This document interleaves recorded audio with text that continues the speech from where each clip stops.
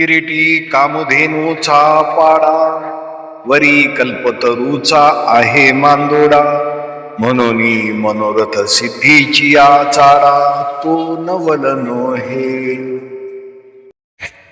किरीटी ज्याने मुकुट धारण केला आहे असा पदस्थ प्रतिष्ठित भूषणीय वंदनीय सन्माननीय. कामधेनूचा पाडा, कामधेनू इच्छिलेली देणारी गाय, तिचे वासरू लेकरू.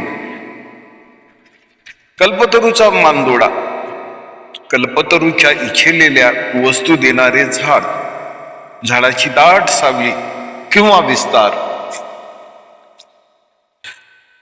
मनोरथे सिद्धी, मनातील इच्छा पूर्ण होणे. चाडा, इच्छा किंवा ओढ. नवल नोहे, नवल वाटण्यासारखे काही नाही. श्री ज्ञानेश्वर महाराज म्हणतात, हे अर्जुना, तू साक्षात कामधेनूचे वासरू आहेस आणि तुझ्या कल्पतरू वृक्षाच्या दाट सावली धरलेली आहे. म्हणजेच तू अशा एका ईश्वराच्या, श्रीकृष्णाच्या आश्रयाला आहेस, जो सर्व काही देण्यास समर्थ आहे. दातृत्व, नेतृत्व श्रीकृष्णाकडे सारथ्य आहे. हे अवलंबत्व निश्चित निरामय स्वीकार चालवता श्रीकृष्ण हे तरी कळून समजून जाणून श्रीकृष्ण समर्थ पाठीराखा आहेत. ज्याप्रमाणे कामधेनू वासराला कधीच दुधाची कमतरता कमी पडू देत नाही, कल्पतरू कामधेनू जवळ आहे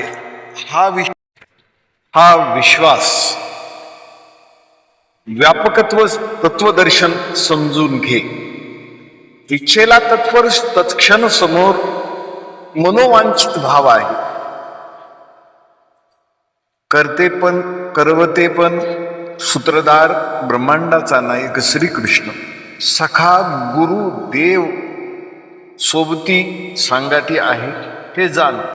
जीवनामध्ये सद्गुरू लाभावे, ज्ञान तप सामर्थ्य यावे, शिष्याचे शिष्यत्व आणि गुरुचे गुरुतत्व ऐक्य व्हावे, असा हा भाव.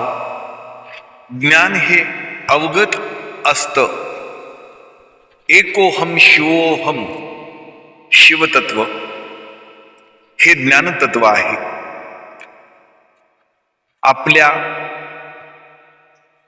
जीवाला परिस्पर्श लाभल्यानंतर आयुष्याचं सोनं होतं.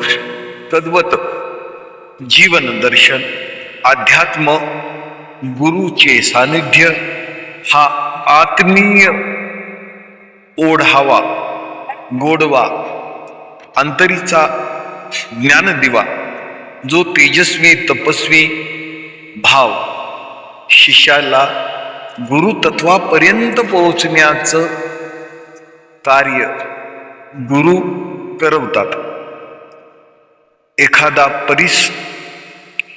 एखाद्या लोखंडाला लागल्यानंतर त्याचं सोनं होतं आपलं जीवन. आणि हा कृतार्थ भाव आपल्या जीवनात ज्ञानप्राप्ती झाल्यानंतर सामर्थ्य येतं. त्यासाठी सद्गुरू हा आपला सखा हवा, सोबती सांगाती. कल्पतरू जे कल्पित इच्छा आणि कामधेनू म्हणजे जी पुरवती दुग्ध. कामधेनू आहे कल्पतरू च्या तळवटी आपण बसलेलो आहोत. गुरु सानिध्य हा आत्म ठेवा, आत्मबोध, ए हृदयी ते हृदयी असा हा भाव निर्माण होतो. स्पंदनातून, आभामंडलातून ज्ञान हे तेजोमय होऊन प्रकाश मार्गाचा ऊर्ध्वगामी प्रवास सुरू होतो.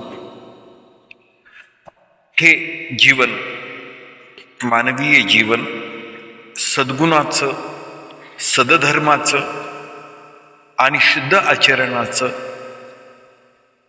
क्षेत्र आहे.